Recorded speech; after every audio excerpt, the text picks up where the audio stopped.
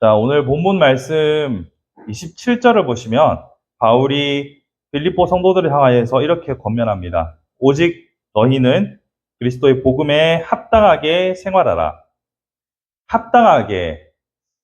참, 이 말이 어려운 말입니다. 여러분, 여기 본문에 나오는 이 합당하게 악시오스, 이거는 합리적이게, 말이 되게, 이런 의미인데요. 합당하다라는 말, 이것은 참, 여기 갖다 붙이면은 여기에 맞고, 저기 갖다 붙이면 저기 갖다 맞고, 어, 이 시대에 따라서, 상황에 따라서 참, 어떤 때는 이게 합리적이고 합당한데, 어떤 때는 부당하고, 그렇기 때문에 참 우리 손에 쉽게 잡히지 않는 어떤 규칙 같은 느낌이 있습니다. 그래서 이 메시지 성경, 유진 피터슨이 쓴 메시지 성경의 번역을 제가 한번 살펴봤는데요. 거기서는 그러니까 복음에 어울리는 명예로운 삶을 살라라고 이렇게 해석하고 있어요. 명예로운 삶. 이 합당한 삶과 명예로운 삶을 합쳐보면 이 명예라는 것도 그렇고 합당한 것도 그렇고 타인의 동의가 전제된다는 공통점을 가지고 있습니다. 명예로운 것, 누가 나를 명예롭게 인정을 해줘야 명예로운 것 아니겠습니까? 그러니 명예롭다라는 것도 합당하다는 것도 실상 타인의 동의가 전제된다라는 것을 우리는 어렵지 않게 발견할 수 있습니다. 타인이 동의해줘야만 내가 명예롭게 되는 것이고 타인이 동의를 해줘야만 매우 합당하다라고 평가를 받을 수 있겠죠. 그런 의미에서 이 타인의 동의라는 점은 우리가 깊이 생각해 볼 필요가 있는데요. 타인의 동의는 시대마다 그 타인이라고 하는 대상이 바뀌지 않습니까? 그러니까 오늘날의 시대에 우리를 명예롭게 혹은 합당하다 인정해주는 타인이라고 하는 것은 2024년을 살아가는 대한민국의 사람들이고 바울 시대에 살았던 이 명예롭게 인정해주는 타인은 그 시대의 사람들인 것이고 또 100년 전 초기 한국 교회의 타인들은 또한 지금의 우리 타인들과는 분명 다른 사람들입니다. 시대마다 이 기준이 다르다는 것은 초기 교회의 모습만 봐도 잘 알 수 있습니다. 지금 교회는 물론 우리 바른교회는 카페 교회라는 독특한 성격을 가지고 있으니까 또 다르지만 여러분 생각하시는 일반적인 교회의 모습 하면 높은 강대상이 있고 성도들이 장의자에 쭉 둘러앉아 있는 직사각형의 교회의 모습, 거기서 좀 더 나가서 부채꼴 형태의 교회의 모습, 이런 것들을 생각하실 겁니다. 근데 초기 교회 보면 기역자 교회라는 게 있었어요. 한옥집이 기역자로 딱 돼 있는데 기역의 끄트머리에 목사님이 서서 설교하고 기역의 이쪽 편에는 여성도들이, 이쪽 편에는 남자 성도들이 앉아서 남녀 7세 부동석을 엄격하게 실천했던 교회의 모습이 있습니다. 그때는 그게 합당한 것이었고 그것이 명예로운 일이었습니다. 오늘은 그렇습니까? 아니죠. 합당하게 생활한다는 것의 기준은 시대마다 조금씩 분명한 차이가 있습니다. 바울이 살았던 시대에 이러한 합당함과 명예에 대한 질문을 많이 받았습니다. 그중 대표적인 것이 고기를 먹어야 되냐 말아야 되냐인 것이죠.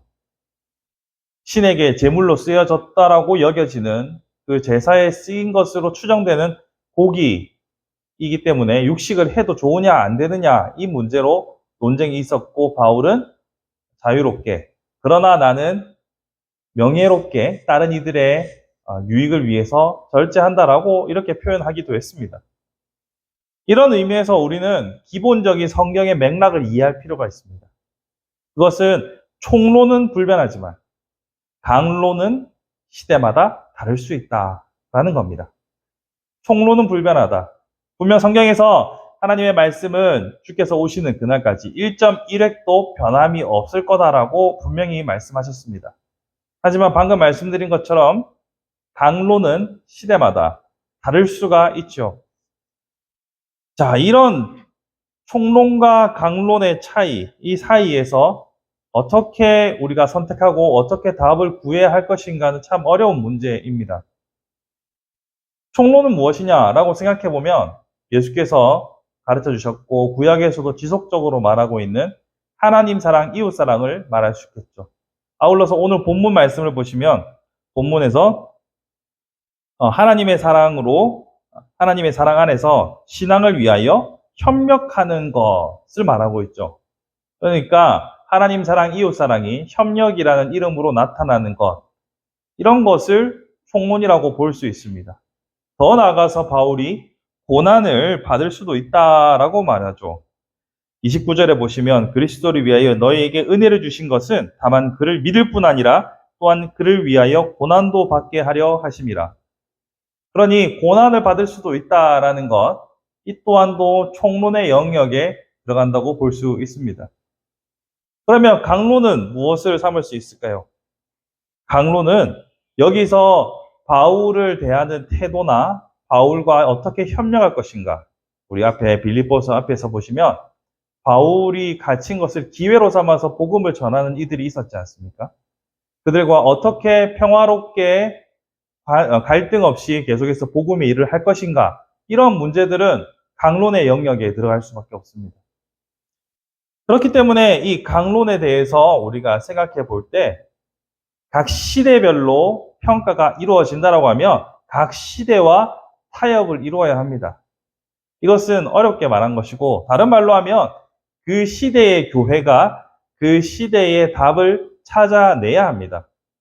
교회 안에 합의를 통하여서 그 시대의 답을 찾아가야 합니다. 이것이 중요한 이유는 아까도 말했던 것처럼 시대는 계속해서 변하고 시대가 요구하는 질문들은 계속해서 다르지만 성경은 모든 것을 다 답해주고 있지 않기 때문입니다. 여러분 AI 시대가 들어오면서 챗GPT라는 것을 경험해 보신 분이 있을지 모르겠습니다. 거기서 설교 본문 치고 메시지의 방향만 정해주면 설교를 해줍니다. 인공지능 목사가 나와서 설교를 해줍니다. 성경을 해석하고 시대에 맞춰서 적용하여 설교를 해줍니다. 이런 변화하는 시대 가운데서 크리스천은 어떤 태도를 취해야 하는가? 크리스천은 어떤 삶을 살아야 하는가? 교회 조직은 어떠해야 하는가? 계속해서 질문이 던져질 수밖에 없습니다. 그렇기 때문에 교회 안에서 그 시대의 교회가 그 시대의 문제에 대하여 합의하고 답을 찾아야 합니다. 이것이 지나치게 되면 과거 카톨릭의 문제가 발생할 수도 있지만 과거 카톨릭의 문제는 성경의 권위보다 교회의 결정의 권위를 더 높이 두었던 문제가 있었죠. 하지만 그런 위험을 언제나 견지하고서 합의를 본다면 교회가 그 시대의 문제에 대해서 답을 찾아야 합니다. 그렇게 답을 찾으면서 카톨릭의 위험에 빠지지 않도록 균형을 잡아가야 합니다. 그렇기 때문에 교회에 속해 있어야 한다는 또 하나의 중요한 결론이 나옵니다. 그죠? 가나안 성도들이 한국 교회의 정말 많은 부분을 차지하고 있을 거라 생각합니다. 또 대한민국의 대다수의 사람들이 절은 안 다니는데 암묵적인 불교인이다라는 이야기를 들은 적이 있습니다. 분명히 절은 안 다니고 법명도 없는데 절에 가면 편하고 템플스테이 한 번씩 하고 목탁 소리에 거부감이 없는 스님을 보면 왠지 인사를 하게 되는, 그렇지만 나는 불자는 아님. 정서적 불교인들이 대한민국에 참 많은 것처럼 교회 안에서도 점차 이러한 가난한 성도들이 많아지고 있는 것이 어쩔 수 없는 추세입니다. 그럼에도 불구하고 계속해서 교회가 존재해야 하고 교회에 속해야 하는 이유는 바로 여기에 있습니다. 계속해서 변화하는 이 강론들의 답을 찾아내기 위해서는 교회가 어떻게 합의를 이루어가는지, 그리고 그 합의에 동참하며 이 시대 속에서 우리의 답들을 찾아가야 하는 것, 그 합의점들을 알아가야 하는 것, 그것이 필요하기에 가나안 성도로 머물러서는 안 된다라는 것을 분명하게 말씀드리는 겁니다. 이 방송을 보시는 여러분들 중에서도 가나안 성도들이 있을 거라고 생각합니다. 교회 밖에 머물러 있는 것이 마음으로는 편할지도 모르고 육체적으로도 편할지는 모르겠습니다만 진짜 여러분들이 있어야 할 곳은 교회 안에서 교회가 결정하는 그 시대의 담론의 응답에 함께 동참하는 것이 필요합니다. 그러기에 다시 발걸음을 내디디십시오. 사람에게 상처받고 사람에게 아픔을 겪었다 할지라도 결국 우리는 그리스도의 일을 감당해야 하며 사명을 감당해야 합니다. 그렇기에 강론을 다루고 강론의 답을 찾아가는 그 일에 교회 안에서 함께 동참해 나가시길 바랍니다. 다시 말씀으로 돌아오면 결국 우리의 삶에 있어서 많은 강론들을 고민하며 동시에 우리의 삶에 끊이지 않는 이 고난의 문제를 함께 싸워야 하는 것이 우리의 숙명입니다. 하나님께서 우리에게 허락하신 명령입니다. 그렇기에 끊임없이 사람들과 이야기하고 토론하고 답을 찾아가면서 동시에 지금의 나의 삶의 고난들을 잘 이겨낼 수 있는 여러분의 복된 삶이 되기를 바랍니다. 특별히 삶의 고난의 부분은 오늘 중요하게 다룰 부분이 아니기에 다음 시간으로 넘기겠습니다만 늘 고통 가운데, 고난 가운데 살아가는 여러분의 삶 가운데서 이 강론에 대한 답들을 찾아가며 새로운 힘들을 얻을 수 있길 바랍니다. 우리가 누리는 이 즐거움, 쾌락 중에서 깨닫는 기쁨이라는 것이 분명히 존재하거든요.